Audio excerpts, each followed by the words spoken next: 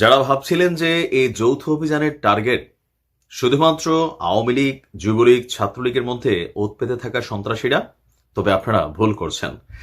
এই যৌথ অভিযানের টার্গেট একাধিক ব্যক্তি, বিচি সমন্বয়ক থেকে শুরু করে অনেক আলগা এই মুহূর্তে নেতাদের দৌরাত্ম্য দেখা যাচ্ছে বাংলাদেশের বিভিন্ন স্থানে।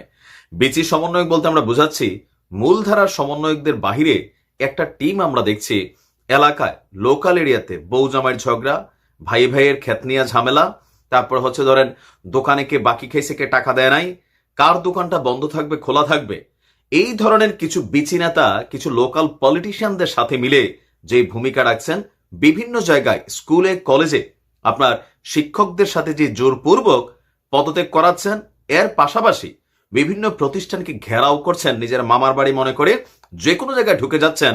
যারা এই আন্দোলনের মিনিংসকে নষ্ট করছেন তারাও কিন্তু এই যৌথ বাহিনীর টার্গেট হয়েছেন। আপনি এখনো বোঝেন না, তবে শীঘ্রই বুঝবেন। চিহ্নিত করা হচ্ছে ফুটেজ দেখে দেখে কারা অতি উৎসাহী হয়ে বর্তমানে এই ইউনূস সরকার ক্ষমতায় আসার পর দেশকে অস্থিতিশীল করার চেষ্টা করছেন। তো প্রথম ধাপে আমরা যদি দেখি, একদম মাথা থেকে ধরা শুরু হয়ে গেছে। আস্তে আস্তে এই অভিযান অনির্দিষ্টকাল চলবে। আর যাদের কথা বলছি তারাও কিন্তু স্বরাষ্ট্র মন্ত্রণালয় থেকে ঘোষণা দেওয়া হয়েছে যে এদের প্রত্যেককে চিহ্নিত করে স্থানীয় জেলা প্রশাসকের সাথে সমন্বয় করে এদেরকেও কিন্তু ধরা হবে যৌথ বাহিনীর এই বিশেষ অভিযানে। তো আমরা দেখি গতকালকে রাতে কাকে ধরা হলো। তো যাত্রা শুরু হয়েছে মোহাম্মদপুর থানা ছাত্রলীগের যে সভাপতি ছিল রাসেল। এখন আমরা যদি দেখছি যে রাজধানীর মোহাম্মদপুর থানা ছাত্রলীগের সভাপতি নাইমুল হাসান রাসেলকে গ্রেপ্তার করেছে র্যাব, পরে তাকে মোহাম্মদপুর থানায় হস্তান্তর করা হয়েছে। আমরা দেখছি তার বিরুদ্ধে আপনার কি বলা হয় যে মোহাম্মদপুর থানা সহ বেশ কয়েকটি থানায় হত্যা মামলা সহ আরো নানান ধরনের মামলা আছে। এর মাঝখানে আরেকজন আলোচিত ব্যক্তি কাজকে হীরা বলে চালাই দেওয়া, স্বর্ণ চোরাচালারি, আবার নানান ধরনের কি বলে যে 2 নম্বরই কর্মে ব্যস্ত ডায়মন্ড ওয়ার্ল্ডের দিলীপ আগারওয়ালা। এর পাশাপাশি খুবই আলোচিত দুজন ক্যারেক্টার সাবেক আইজিপি শহীদুল হক এবং আব্দুল্লাহ আল মামুন, তাদেরকেও গ্রেফতার করা হয়েছে।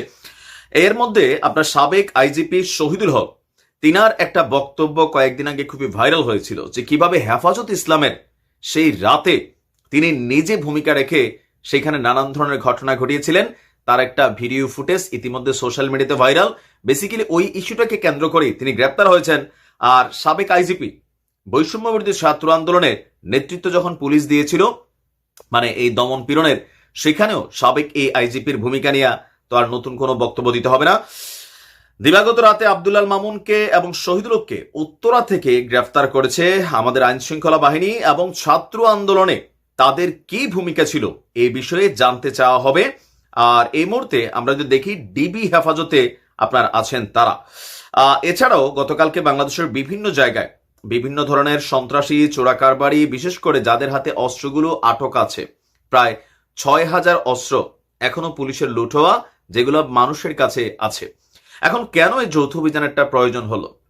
যৌথ অভিযান শুধুমাত্র আওয়ামী লীগ সন্ত্রাসী নিধনের জন্য না, আবারও বলি, যৌথ অভিযানটার মূল কারণ হচ্ছে দেশে যে আইন শৃঙ্খলা পরিস্থিতির অবনতি হয়েছে।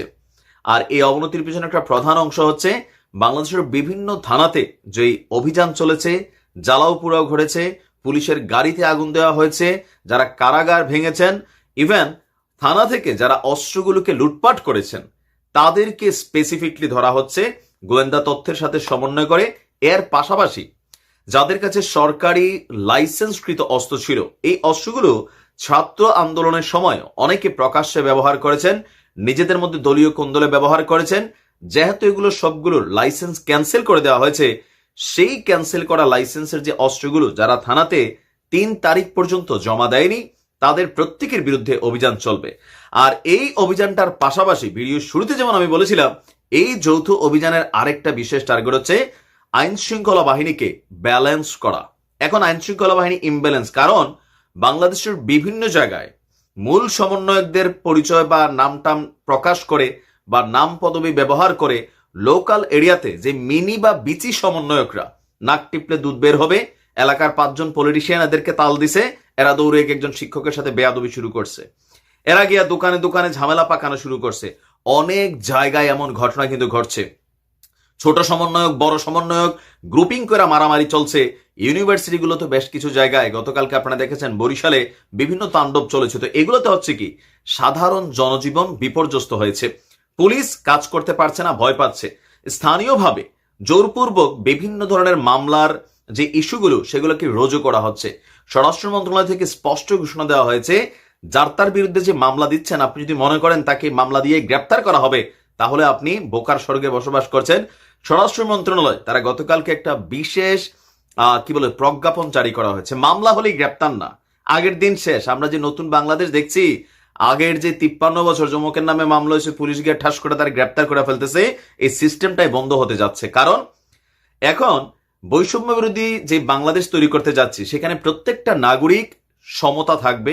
প্রত্যেকটা নাগরিক যে অন্যায় করেনি, তাকে অন্যায়ভাবে একটা মামলা দিয়ে আপনি ফাঁসাই দিবেন, তারে পুলিশ ধরে নিয়ে যাবে।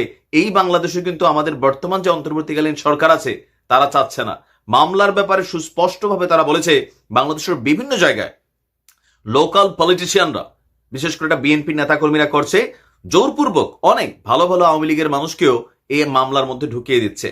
তাদের পছন্দ হয় নাই, ব্যবসা বাণিজ্য বিভিন্ন ইস্যুতে হিংসাত্মক আবেগ আশ্রিত হয়ে অনেককে মামলার আসামি বানিয়ে দেওয়া হচ্ছে। তো এই গণহারে মামলা, এটাও কিন্তু রাষ্ট্রের স্থিতিশীল অবস্থা বিরাজমান এটাকে প্রমাণ করে না। একদিকে জাতিসংঘ আসছে যে নিরপেক্ষ তদন্ত করতে, আইসা যখন দেখতেছে যারে তারে যেমনে সেমনে মামলা একটা দেওয়া শুরু করছে, সেই মামলাগুলো যারা দিচ্ছেন, দিন শেষে আপনারাই বাড়ে পড়তে যাচ্ছেন। কারণ সুষ্ঠু ইনভেস্টিগেশন ছাড়া মামলা হইলেই যে তাকে গ্রেপ্তার করার যে বিধানটা, সেইখানে কিন্তু স্বরাষ্ট্র মন্ত্রণালয় থেকে প্রজ্ঞাপন জারি করা হয়েছে। যথেষ্ট যাচাই বাছাই প্রক্রিয়া শেষে বিষয়টা শতভাগে স্পষ্ট হওয়ার আগে থানাতে যে মুড়ির মতো মামলা হচ্ছে, সেই মামলায় কাউকে গ্রেপ্তার করা যাবে না। এখন অন্তর্বর্তী সরকারের এই উদ্যোগকে অনেকে সাধুবাদ জানালে, অনেকে যারা সুযোগ সন্ধানী ছিল তারা কিন্তু একটু ঝামেলায় পড়তেছে। আমি মনে করি এখন মূলধারার যারা সমন্বয়ক তারা তাদের রাজনীতি করবে, কিন্তু এলাকা ভিত্তিক যে নামধারী সমন্বয়ক অনেকে আছে, অনেক পোলাপাইন ভালো কাজও করতেছে, আবার দুই চারটে যে বললাম না, পলিটিশিয়ানদের সাথে হাত টাত মিলাইয়া বক্কর চক্কর কাহিনী যারা করতেছে, এদেরও তালিকা প্রস্তুত করা হচ্ছে। তোমাদেরকে বাবা ধরা হবে। স্কুলে যাও, কলেজে যাও, পড়াশোনা করো, দেশ সরকার চালাবে, সরকার হাতে ছেড়ে দাও। আর অভিযান কন্টিনিউ চলবে, কতদিন চলবে, কাদের বিরুদ্ধে চলবে, নিশ্চয়ই আপনি বুঝতে পারছেন। এখানে বিষয়টা শুধুমাত্র আওয়ামী লীগকে উদ্দেশ্য করে অভিযান চলছে না। আর যখন এই থানাগুলোতে হামলা হয়েছে, ভাঙচুর হয়েছে, জ্বালাও পোড়া হয়েছে, এর মধ্যে কিন্তু আওয়ামী লীগের তুলনায় অন্য যারা আছে তাদের ইনভলভমেন্টটাই বেশি। কিন্তু তবে এখানে পলিটিশিয়ানদের সংখ্যা যতটা না বেশি, সুযোগ সন্ধানী এলাকার যে সন্ত্রাসী, লুটেরা, চোর, বাটপার সিন্ডিকেট গুলো আছে, টোকাই, শেষরা, এরা কিন্তু এই কাজগুলোতে খুব বেশি নিজেদেরকে ইনভলভ করেছে। আমিও মনে করি একদম এই অভিযানের মাধ্যমে দেশটাকে পরিষ্কার করে নতুন ভাবে একটা যাত্রা শুরু করা।